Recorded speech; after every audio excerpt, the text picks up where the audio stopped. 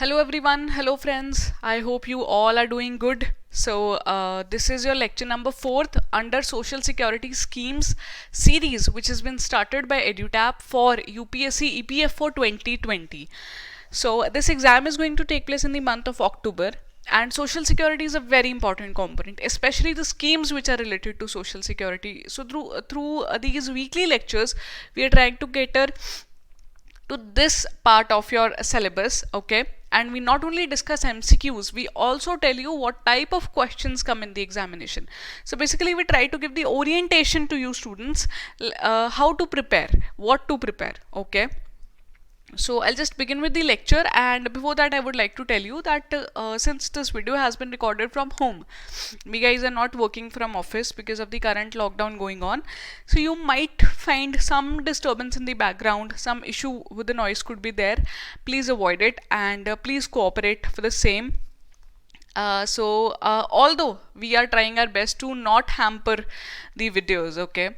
uh, Starting with the lecture, this is what you need to know. First of all, you must know that EduTap has announced a comprehensive course for EPFO 2020, and I'll just tell you about the course features if you are new here, because this is very important for you to know what are the features, what are the things which are being offered by us, okay? So we are offering a full video course for industrial law, labor law, social security and general accounting. Then we have provided handouts which are kind of notes for Indian freedom struggle, Indian polity, Indian economy and science.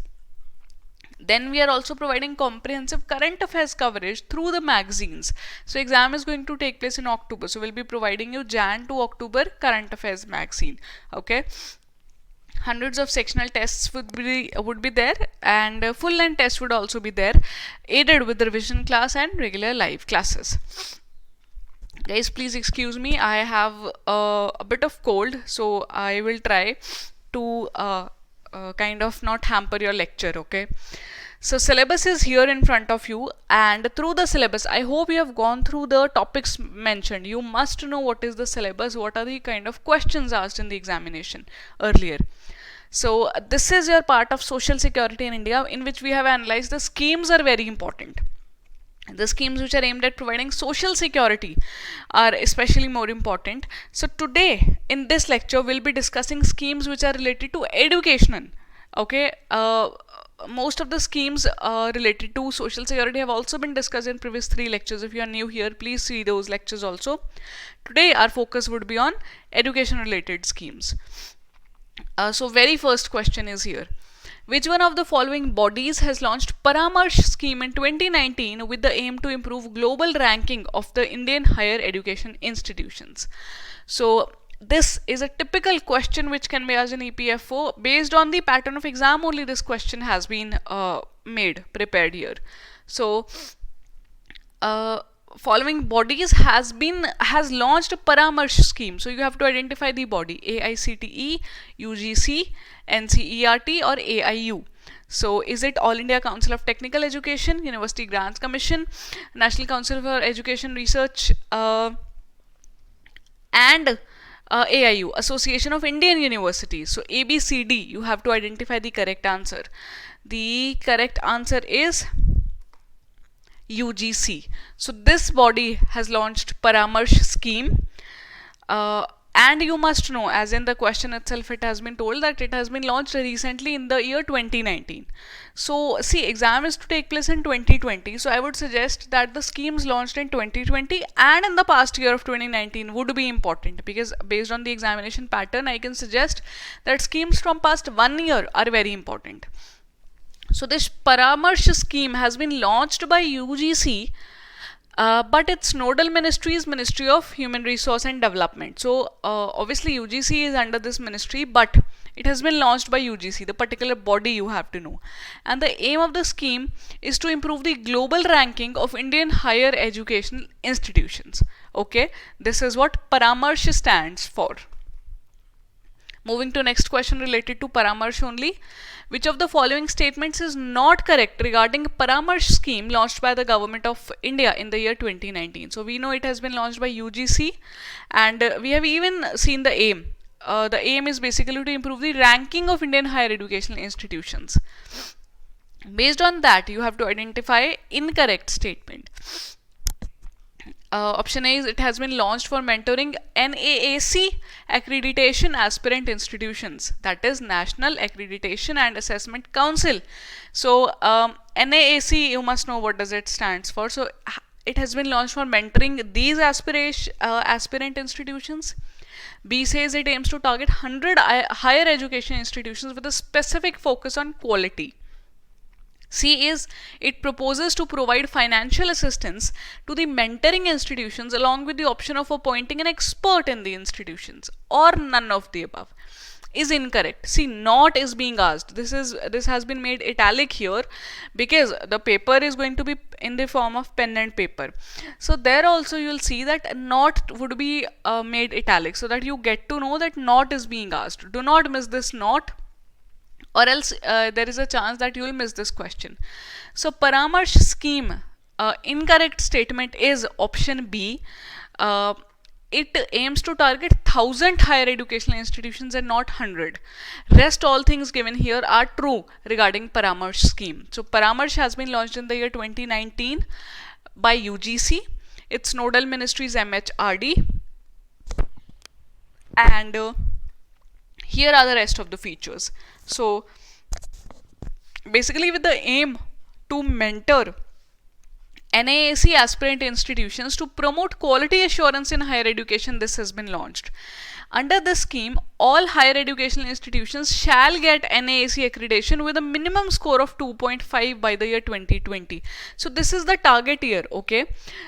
Bringing Indian higher educational institutions into the global list is one aim. Under it, sub aims you can see to achieve that particular objective is that minimum score of 2.5 should be obtained by the aspirant institutions by the year 2020. The scheme will target 1000 higher educational institutions for mentoring, and the focus would be on quality. Scheme has also proposed to provide financial assistance to the mentoring institutions and the option of appointing an expert.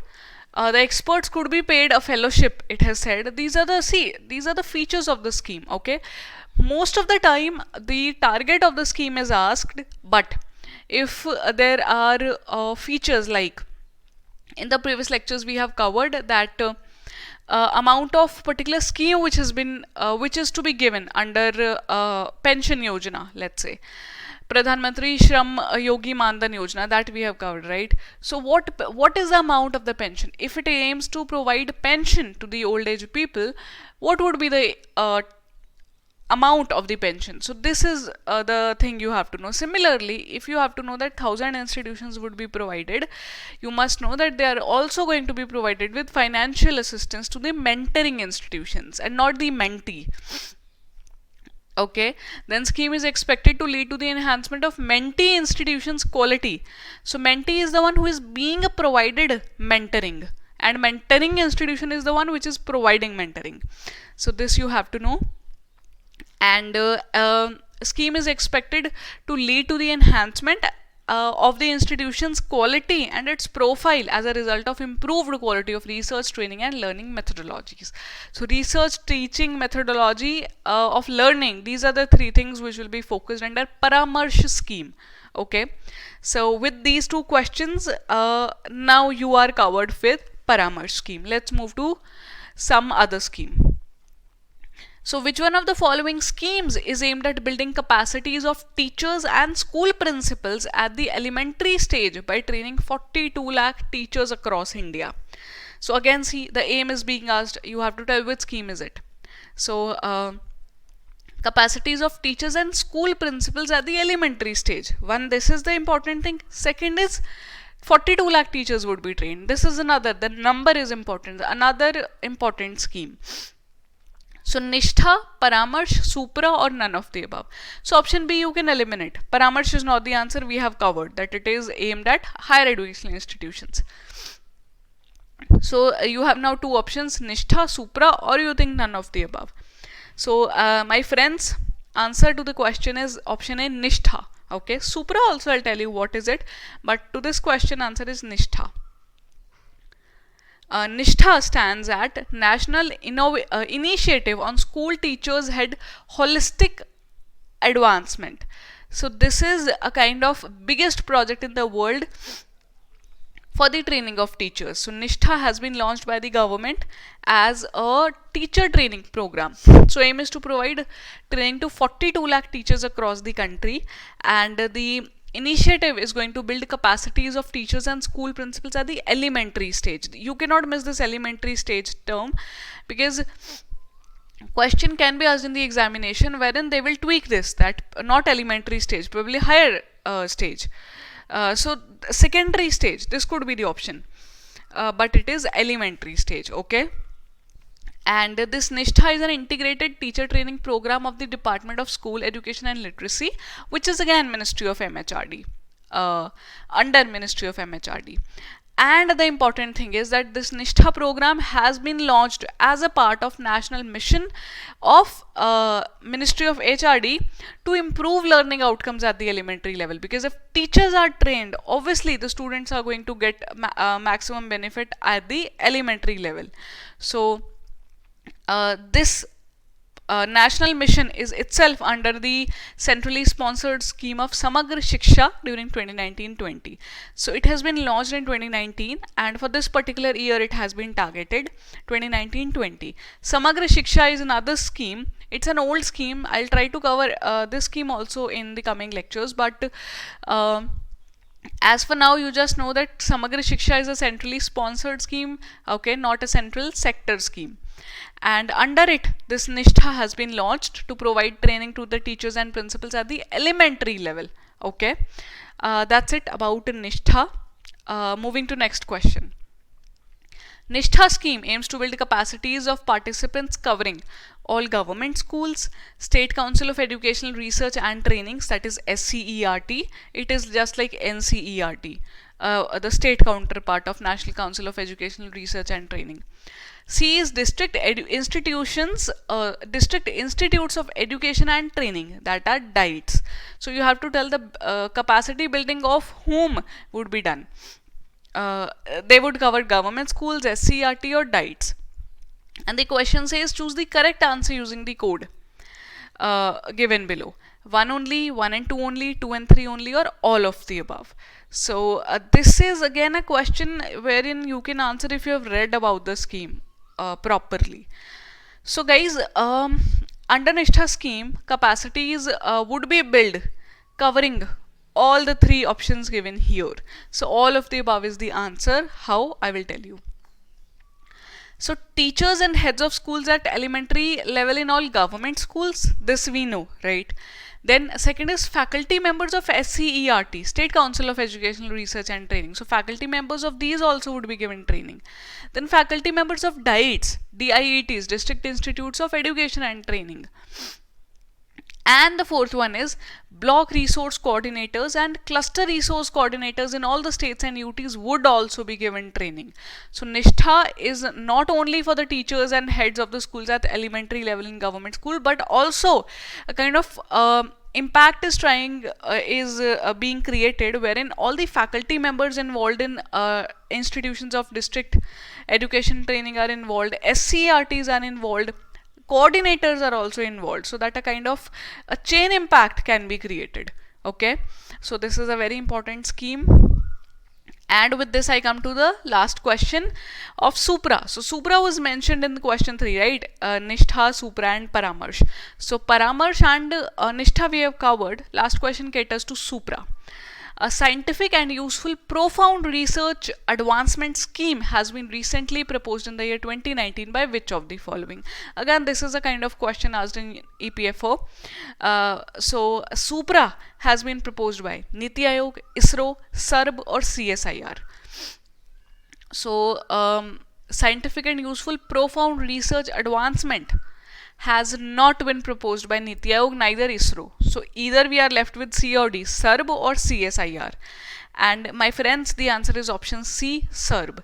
SARB stands for Science and Engineering Research Board, and this board, Science and Engineering, is itself under Ministry of Science and Technology. So it has proposed a scheme called Scientific and Useful Profound Research Advancement. Acha, I am getting, guys, please check it. Is it related to Ministry of Science and Tech or Ministry of Human Resource Development? I think it's MST, Science and Tech, but please confirm it once, okay? Although it's not directly important here, but still you must know, okay? The scheme has been proposed by SERB to provide funding for the exploration of new scientific and engineering breakthroughs with global impact. So SERB has proposed SUPRA to provide funding for exploration in the scientific and engineering breakthroughs. So that's it. If you know the aim of SUPRA, it's very easy to for you to keep in mind about SERB, because it directly means SERB and Science and Engineering Research Board. So scientific and engineering breakthroughs, this is what written here, right? So with this, guys, we are done with the important 5 MCQs covering social security schemes. I hope this lecture is useful to you, and if you want to know more about our course, please visit our website www.edutab.co.in. You can also drop us a mail at hello@edutab.co.in regarding anything you want to know. And that's it. You can also reach us at 8146207241, and I am winding up the lecture. I'll see you soon. Till that time, I wish you all the very best. I hope that you are at your places, you are safe, and you are studying really well. So signing off the lecture, guys.